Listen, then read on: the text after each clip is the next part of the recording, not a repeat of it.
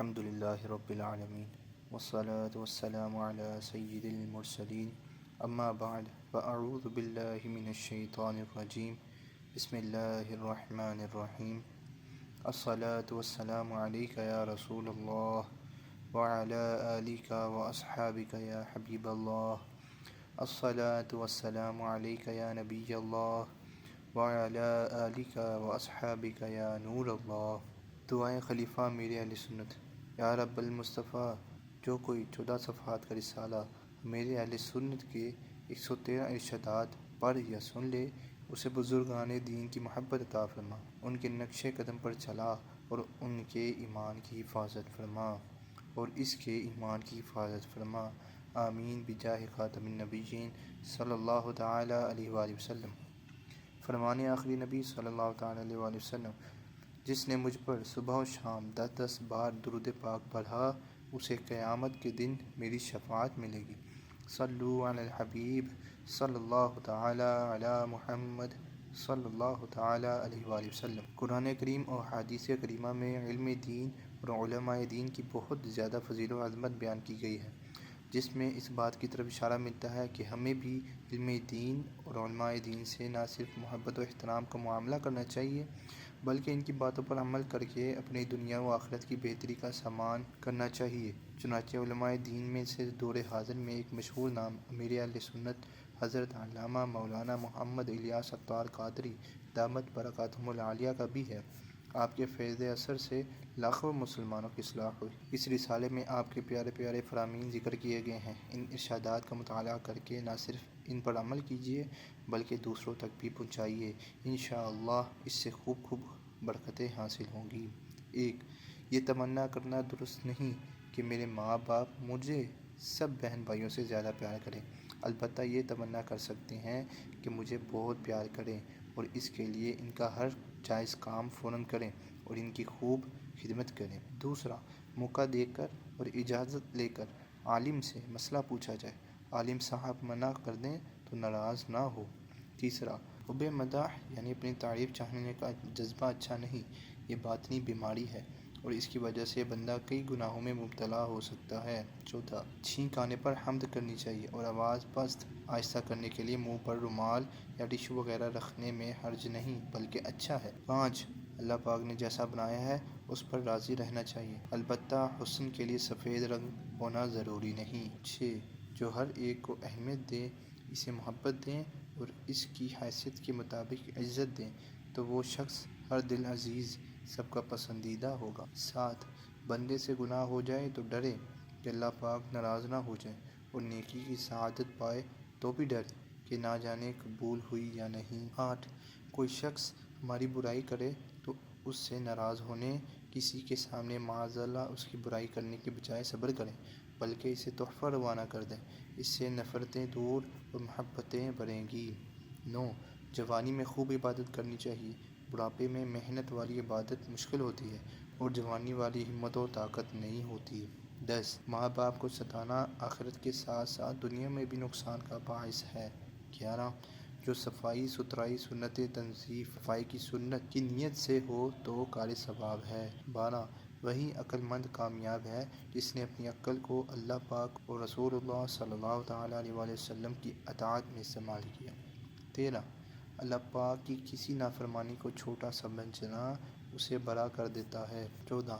کوئی احسان کرے یا ہمارا کوئی کام کر دے یا راحت پہنچائے تو اس کا شکریہ ادا کرنے کے لیے زبان سے شکریہ کے الفاظ کہیں، جزاک اللہ خیرا کہہ دیں۔ 15. ماں باپ کی فرما برداری کرنا بھی ان کے احسانات کا شکریہ ادا کرنے کی ایک صورت ہے۔ 16. بیرونی ملک کا ویزا 100% سچ بول کر ہی حاصل کیا جائے۔ 17. عاشقان رسول علماء کے خلاف زبان درازی، علماء کی گستاخیاں کرنے سے ایمان خطرے میں پڑ سکتا ہے۔ 18. عاشقان رسول اپنی بچیوں کو پوری آستین والے اور زنانہ کپڑے پہنایا کریں۔ 19. اللہ پاک ہمیں کوئی منصب دے تو ہمارا مزاج عاجزی والا ہونا چاہیے تاکہ ہم اپنے ماتحت سے بھی نرمی سے پیش آئیں۔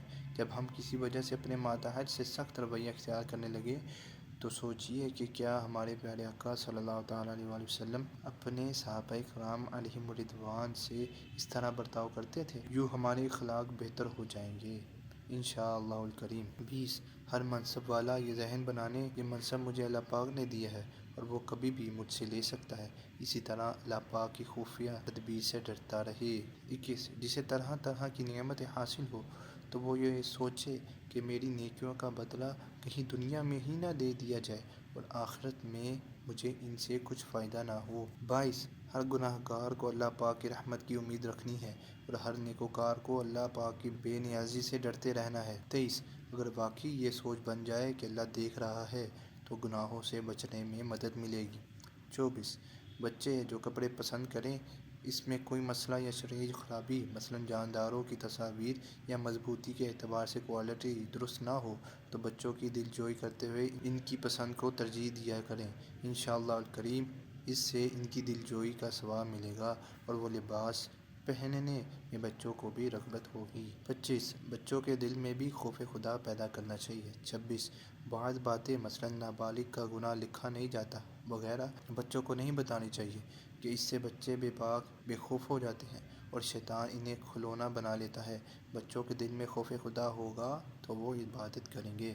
27 اے کاش ہم مرنے سے پہلے اپنے نفس کو زیر مارنے کرنے میں کامیاب ہو جائیں۔ 28 مسجد عبادت کی جگہ ہے، اس میں موبائل سے کھیلنا محرومی ہے۔ 29 گناہوں کی وجہ سے دل بھی میلا ہو جاتا ہے، تلاوت قرآن کرنے، موت کو یاد کرنے، اللہ پاک کی خوف اور عشق مصطفیٰ صلی اللہ تعالیٰ علیہ وآلہ وسلم میں رونے سے دل کی صفائی ہوتی ہے۔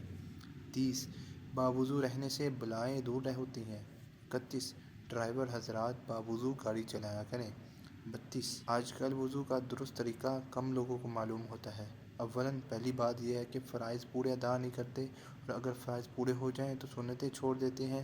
ہمارا وضو درست ہوگا تو اس کی برکتیں ملیں گی۔ 33 میں نے اپنی بیٹی کو مبالغتاً 100 مرتبہ کہا ہوگا کہ اپنے ساس سسر کی خدمت والدین سمجھ کر کرو، اسی طرح اپنی نواسیوں کو بھی کہتا رہتا ہوں کہ اپنی دادا دادی کی خوب خدمت کیا کرو۔ 34 بزرگوں کی خدمت ضرور رنگ لاتی ہے۔